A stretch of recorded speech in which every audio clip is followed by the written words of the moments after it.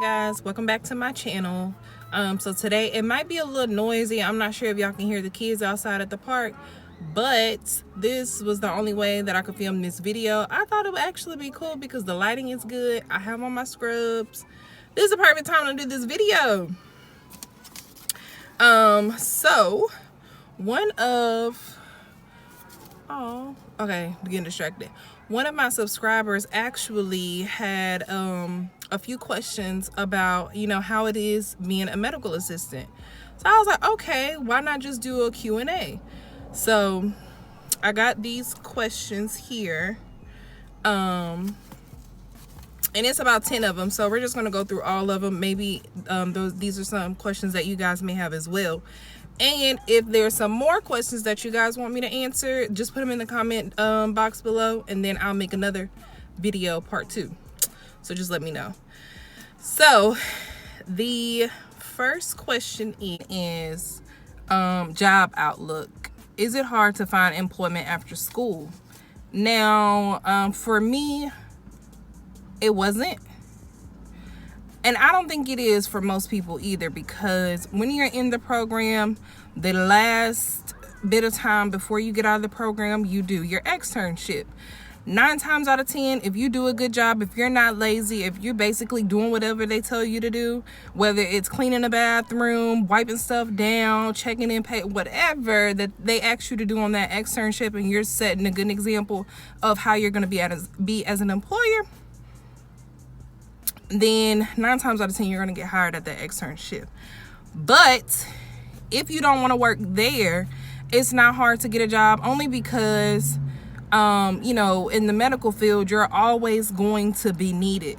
Like, that is the one thing about being in the medical field, is being stable. Like, when I say you're always going to have a medical office to work at, even if you want to work in the hospital, which I don't recommend, but even if then, you always have somewhere to go. So no, it's not hard. So I hope this looks good, because I got tired of holding that damn camera, y'all. Okay, so the second question is things I should know before the program. So, okay, basically,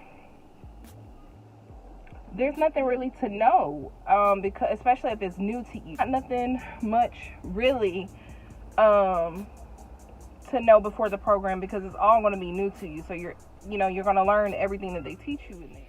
All right. So the third question is, how often do you deal with needles/draw blood? It all depends on the office that you're in, because you have some offices where you guys don't have a lab, and you have to draw your own blood. Now, I worked at an urgent care where we had to draw our own labs. And then you have places where they have their own lab inside, so you just send them to the lab. So it just depends on what office you're at, pretty much. That's it to that. The fourth question is, can someone still be a medical assistant with a shaky hand and deal with needles? Whew. Okay, sis. Shaky hands and needles do not go hand in hand. Now, you're not going to touch me, but it is possible. I just think it's a nerve thing, or you might have a certain condition or something, but I've seen it before. Just keep in mind that you will have some patients, like if they see it, you will have some that'll be like, yeah, where's your manager, or where is there somebody else that could, draw my blood, or, with the blam. So it just all depends, but yes, it's possible. Number 5 is, did you do an extern at the end of your program, and was it helpful? Of course, everybody has to do the extern. That's mandatory. Now, I think at my school, I want to say you had to do 240 hours, if I'm not mistaken. That was so long ago. But I want to say it was either 180 or 240. I can't remember. But yes, you have to do the extern, because that's going to be your experience that you put on your resume. That's going to be the first, medical experience that you have, is your extern, because you're there for X amount of months. So that counts as experience, because you will be checking in patients. You will be checking them out. They make you sign like a little consent form, so you don't give out patients' information. So you will be going into their charts. Like, you will be getting the real life, experience, as if you were clocking in.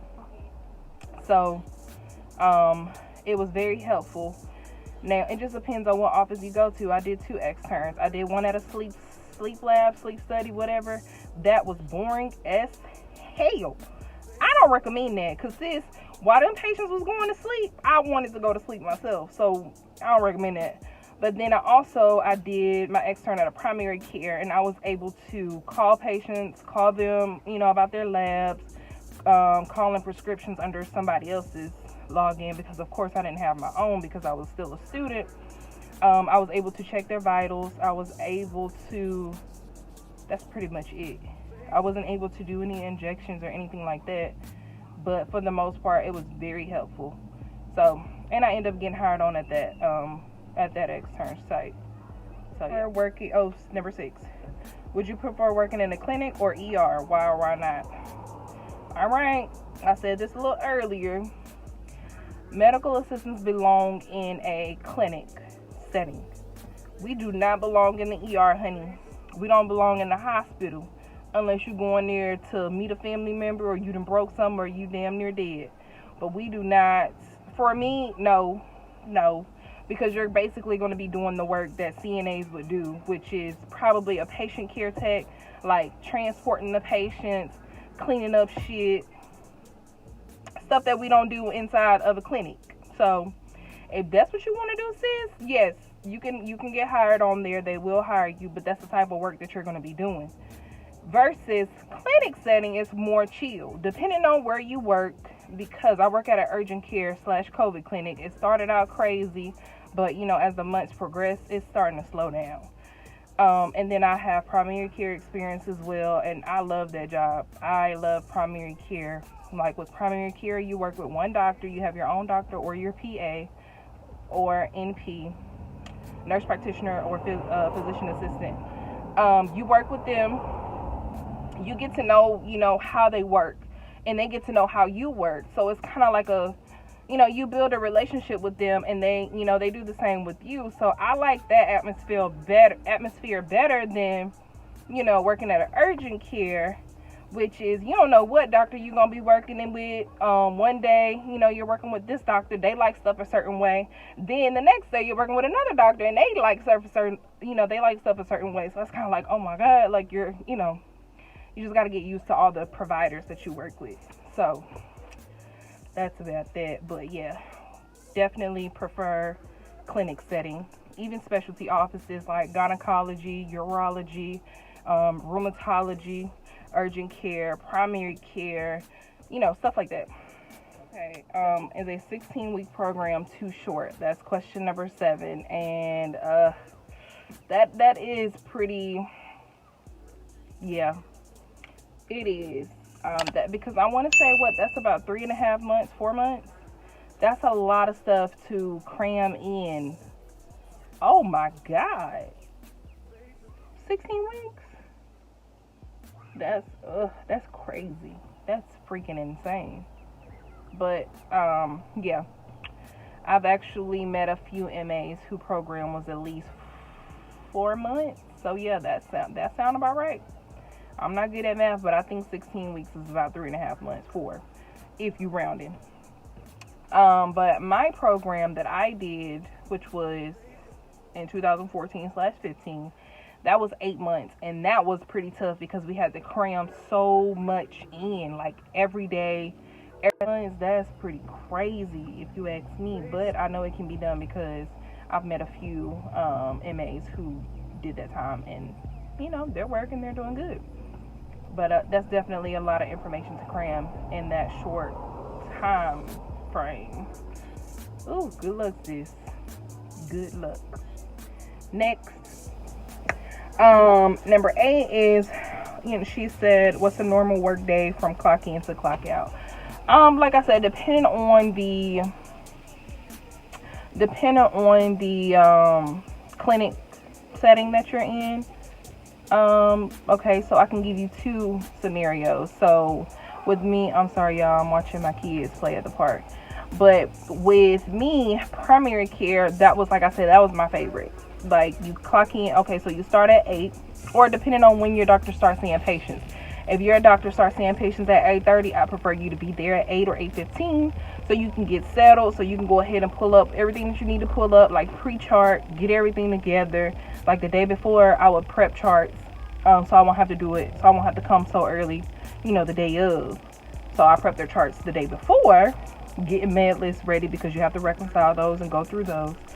Call your patients in, do what you do, lunch, come back, do the same thing. You're off about 4:30, 5 o'clock, depending on how fast you get the patients back and how fast your doctor is in and out.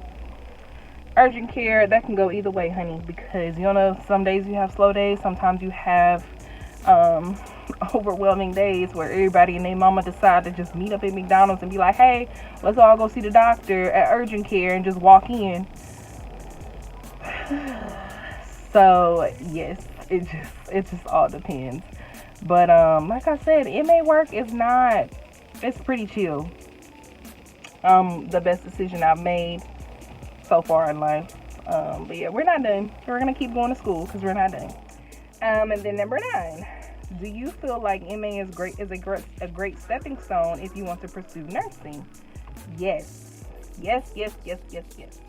And I have a lot of nursing friends, and even the instructors at your school will tell you, once you go to nursing school, all of the MA stuff you need to take out of your brain, and because it's different, it's two different, I don't know, they just say it's different.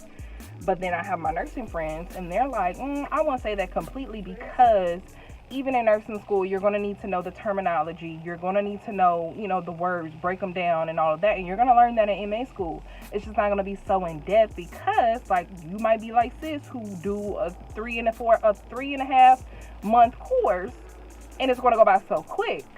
But yeah, it all depends on that part. But yes, I do think this is a perfect stepping stone. That was pretty much it, you guys. I believe she had a really good set of questions. Like I said, if you guys want to know any more about being an MA, like I said, I've been doing this for quite some time, and I've had experience in different office settings. So